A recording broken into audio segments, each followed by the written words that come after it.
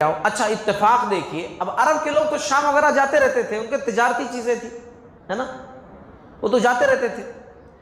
تو ابو سفیان مکہ والوں کے کچھ لوگوں کے ساتھ گئے تھے تجارت کی غرض سے ملک شام، اور اس کے کارندوں نے پکڑا کہ اس کو، انہی کو پکڑا.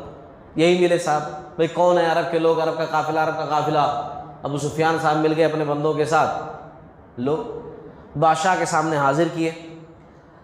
اب بادشاہ نے کیا کیا، سب سے پہلا ان سب کو دیکھا، دیکھنے کے بعد کہا کہ اچھا آپ عرب کے ہو؟ ہاں عرب کے ہیں.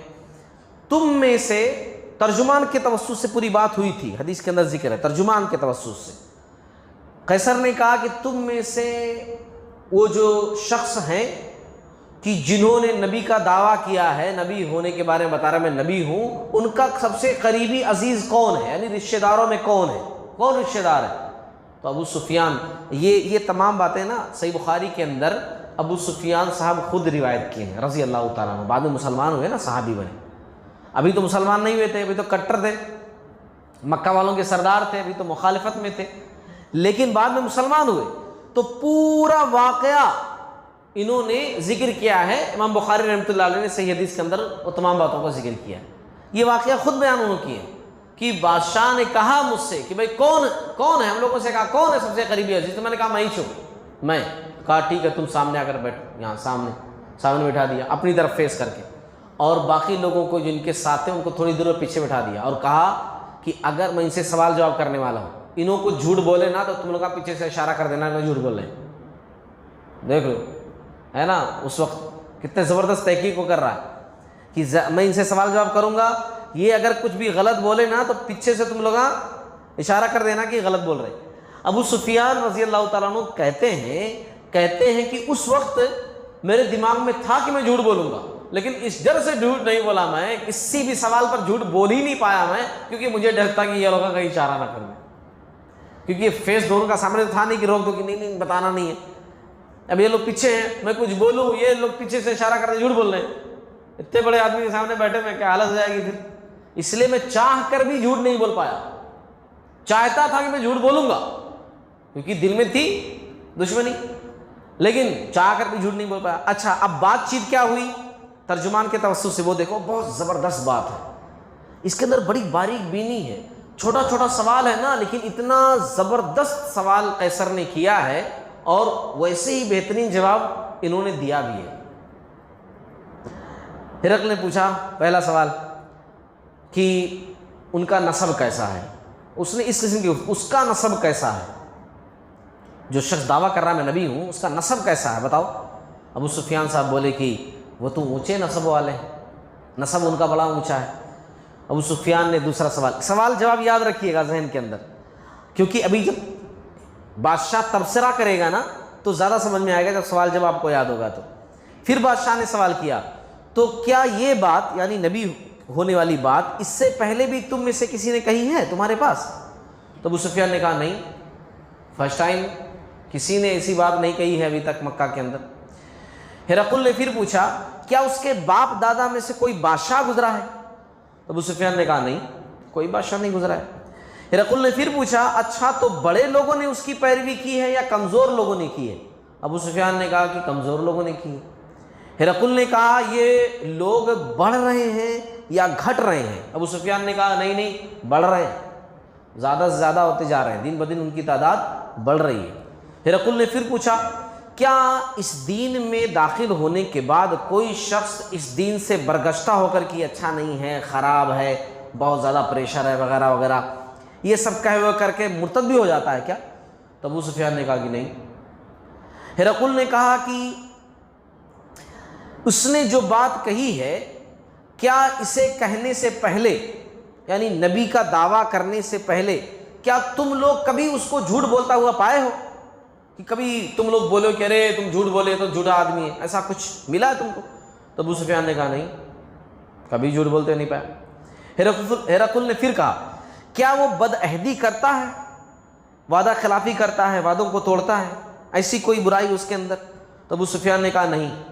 البتہ اب یہاں ان کو موقع مل گیا، یہ خود کہہ رہے ہیں کہ یہاں تھوڑا سا چانس مجھے ملا نمک مرچ ملانے کا، تو میں نے تھوڑا سا ملا دیا تھا اس وقت. بعد میں انہوں نے بتایا کہ اس وقت جب مسلمان نہیں تھا اور ہرقل نے مجھ سے سوال کیا تھا کہ کیا وہ بدعہدی کرتا ہے، تو یہاں مجھے تھوڑا سا چانس ملا اپنی طرف سے کچھ جوڑنے کا، تو میں نے جوڑ دیا تھا۔ کیا جوڑ دیا تھا؟ پہلے تو میں نے جواب دیا کہ نہیں، بدعہدی وہ نہیں کرتے، البتہ ہم لوگ اس وقت ان کے ساتھ ایک صلح کی مدت سے گزر رہے ہیں، وہی صلح والا واقعہ، صلح کی مدت سے گزر رہے ہیں، اور معلوم نہیں کہ وہ کیا کرتے ہیں اس بیچ میں، ہے نا، معلوم نہیں وہ کیا کرتے ہیں اس بیچ میں، یہ لگا دیا انہوں نے۔ بہرحال پھر بھی کچھ زیادہ نہیں کر پائے انہوں۔ ہرقل نے پھر پوچھا کیا تم لوگوں نے اس سے جنگ کی ہے؟ ابو سفیان نے کہا ہاں جنگ کی ہم نے۔ ہرقل تو تمہاری اور اس کی جنگ کیسی رہی؟ ابو سفیان بولے کہ لڑائی تو ڈول کی مانند ہے، کبھی ان کی طرف کبھی ہماری طرف، کبھی ہم نقصان پہنچا دیتے ہیں، کبھی وہ ہم کو نقصان پہنچا دیتے ہیں، کبھی وہ جیتتے ہیں کبھی ہم جیتتے ہیں۔ ہرقل نے کہا اچھا بتاؤ وہ تمہیں کن باتوں کا حکم دیتا ہے، اس کی تعلیمات کیا ہیں؟ تو ابو سفیان بولے کہ وہ کہتا ہے کہ صرف اللہ کی عبادت کرو، اس کے ساتھ کسی چیز کو شریک نہ کرو، تمہارے باپ دادا جو کچھ کہتے تھے اسے چھوڑ دو، وہ ہمیں نماز، سچائی، پرہیزگاری، پاک دامنی، قرابت داروں کے ساتھ حسن سلوک کرنے کا حکم دیتا ہے۔ یہ تمام باتیں سننے کے بعد اب دیکھیے آپ کہ کوئی چیز چھوٹی ہی نہیں ہے، اب ان سوالوں کے اندر ہر بات آ گئی۔ ہرقل نے ایسا سوال کیا، پھر اس کے بعد اب اس نے تبصرہ کیا، تمام جو جواب سنے نا، پورے میٹرز جب اس کے سامنے آ گئے تو اس نے تبصرہ جو کیا نا وہ بڑے کمال کا ہے۔ تبصرہ کرتے ہوئے اس نے کہا کہ دیکھو میں نے سوال کیا تو تم نے بتایا کہ وہ اونچے نسب کا ہے، اور دستور یہی ہے کہ پیغمبر اپنی قوم کے سب سے اونچے نسب والے ہوتے ہیں، یہی دستور ہے، میں نے ایکسپٹ کیا اس نے۔ پھر میں نے تم سے سوال کیا تو تم نے بتایا کہ اس سے پہلے تمہارے پاس اس قسم کی بات کسی اور نے نہیں کہی ہے، اگر کہی ہوتی تو میں سوچتا، میں کہتا کہ یہ بات اس سے پہلے کسی نے کہی تھی، یہ صاحب بھی اسی کو فالو کرتے ہوئے بس ان کی نقالی کر رہے ہیں، جو پہلے کسی نے کہی تھی انہوں بھی وہی کہہ رہے ہیں، مگر ایسا بھی میٹر نہیں ہے۔ میں نے سوال کیا تو تم نے بتایا کہ اس کے خاندان میں کوئی بادشاہ بھی نہیں گزرا، اگر ایسا ہوتا کہ کوئی بادشاہ گزرا ہوتا تو میں سمجھتا کہ یہ شخص اپنے باپ دادا کی بادشاہ چاہتا ہے، مگر ایسا بھی نہیں ہے۔ تم نے بتایا کہ تم لوگوں نے کبھی بھی اسے اس سے پہلے جھوٹ بولتے ہوئے نہیں پایا، اور ایسا تو ہو ہی نہیں سکتا کہ ایک بندہ لوگوں سے تو کبھی جھوٹ نہ بولے مگر اللہ رب العالمین پر جھوٹ بول دے، ایسا ہو ہی نہیں سکتا کہ وہ لوگوں سے کبھی جھوٹ نہ بولے مگر اللہ پر جھوٹ بول دے۔ نہیں، جب وہ لوگوں پر جھوٹ نہیں بولتا ہے تو غالب بات یہی ہے کہ پھر وہ اللہ تعالیٰ پر جھوٹ نہیں بول سکتا، یعنی اس کا دعویٰ، ان کا کہنا سچا ہے، سچ۔ تم نے بتایا کہ اس کی پیروی کمزور لوگ کر رہے ہیں، اور حقیقت یہی ہے کہ یہی لوگ پیغمبروں کے پیروکار ہوتے ہیں، یہی لوگ پیغمبروں کے پیروکار ہوتے ہیں۔ تم نے بتایا کہ کوئی اس دین میں داخل ہونے کے بعد برگشتہ ہو کر مرتد نہیں ہوتا، اور حقیقت یہی ہے کہ ایمان کی لذت جب دلوں میں گھس جاتی ہے تو ایسا ہی ہوتا ہے۔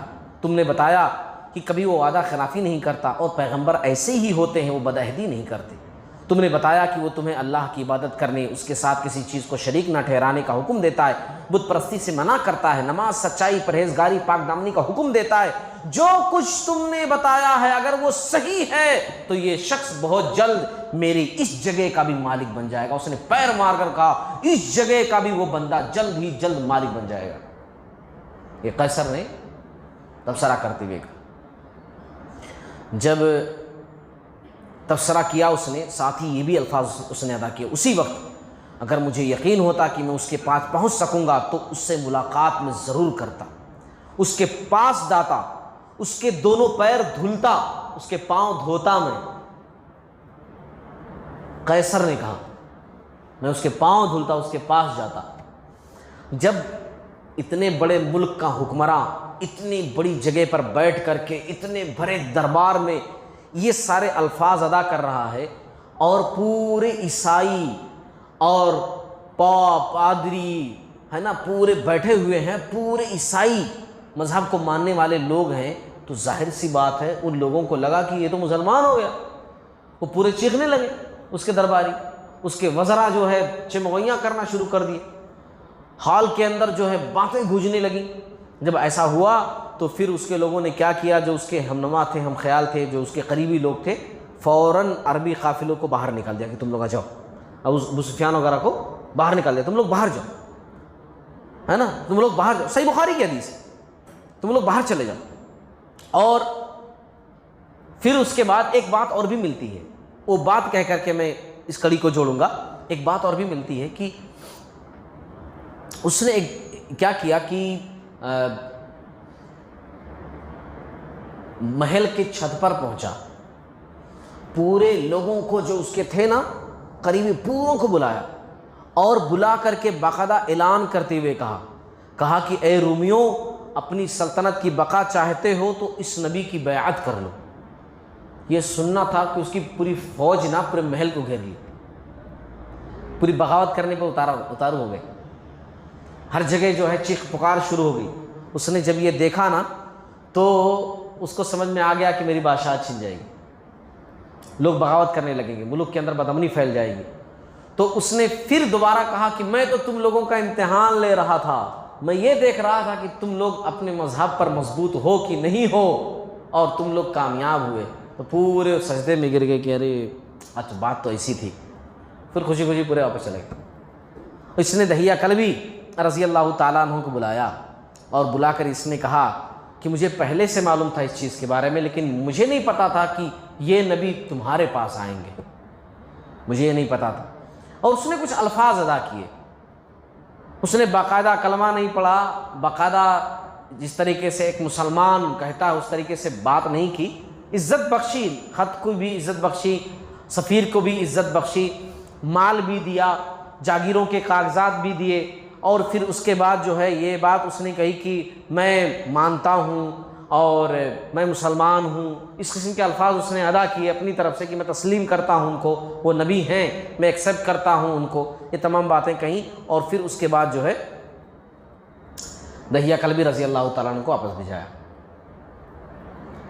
اچھا, دحیہ کلبی رضی اللہ تعالیٰ عنہ جب یہ تمام چیزیں لے کر کے آ رہے تھے تحفے تحائف, تو راستے میں قبیلے زجام, ایک قبیلہ ہے, وہ بندے کیا کیے کہ ڈاکہ ڈال کر کے ان سے ساری چیزیں چھین لیے راستے میں. اب یہ جو ہے رسول اللہ صلی اللہ علیہ وسلم کے پاس آئے مدینہ سیدھا, اور سارا معاملہ کہہ سنایا کہ رسول اللہ صلی اللہ علیہ وسلم سب سے پہلی بات تو یہ ہے کہ راستے میں پورا سامان وہ لوگ چھین لیے, فلاں قبیلے لوگ. آپ صلی اللہ علیہ وسلم نے اسی وقت کیا کیا, زید بن حارثہ رضی اللہ تعالیٰ عنہ کی کمان میں 500 صحابہ کرام کو بھیجا کہ جاؤ سبق سکھا کر آؤ. کیونکہ ظاہر سی بات ہے راستوں میں اس قسم کی ڈاکہ زنی ہو تو راستے محفوظ کیسے ہوں گے, تو سخت قدم اٹھانا پڑے گا نا. تو آپ نے کہا جاؤ سبق سکھا کر کے آؤ.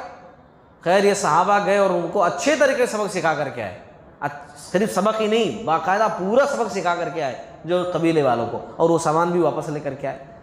آپ صلی اللہ علیہ وسلم کو جب ساری بات بتائی دحیہ کلبی رضی اللہ تعالیٰ عنہ, تو آپ صلی اللہ علیہ وسلم نے ایک بات کہی, ابن حبان کی روایت ہے, آپ صلی اللہ علیہ وسلم نے کہا کہ اس نے جھوٹ بولا, وہ مسلمان نہیں ہوا. ٹھیک ہے اس نے عزت بخشی, تمہاری تکریم کی, ہے نا, اس کے دل میں جو ہے میرے لیے بھی عزت ہے, لیکن ایک اسلام یعنی سب کچھ چھوڑ دینا, اسلام بولے تو سب کچھ چھوڑ دینا اس کے لیے, ہے نا, اسلام کے راستے میں جو کچھ آئے سب چھوڑ دینا اور اسلام کو قبول کرنا. اس نے ایسا کہاں کیا, اس نے جب دیکھا کہ بھائی بادشاہت چلی جائے گی, لوگ باغی ہو جائیں گے, ملک کے اندر جو ہے بغاوت شروع ہو جائے گی, تو اس نے کیا کیا کہ ملک کو اپنایا اور یہاں پر اس چیز کو دبا دیا. اس نے اپنے ضمیر کے اندر جو آواز جاگی تھی اس کو بھی دبا دیا اس نے. تو آپ صلی اللہ علیہ وسلم نے کہا نہیں مسلمان نہیں ہوا, ابھی وہ عیسائیت پر ہی وہ قائم ہے. پھر آپ صلی اللہ علیہ وسلم نے قیصر کے دیے ہوئے تحفے تحائف صحابہ کو بھی دے دیے. تو یہ ایک واقعہ ہے کہ آپ صلی اللہ علیہ وسلم نے جو روم کی جانب جو ہے ایک سفیر بھیجا, تو یہ نتائج جو ہے سامنے آئے. بہرحال پھر اس کے بعد کہاں بھیجے اس کے بارے میں گفتگو انشاءاللہ اگلی قسط کے اندر کریں گے. اللہ تعالیٰ ہم تمام لوگوں کو تمام باتوں کا سمجھنے والا بنائے, اور جو نصیحتیں ہمیں معلوم ہوتی ہیں اللہ رب العالمین ان نصیحتوں کو حاصل کرنے والا بنائے.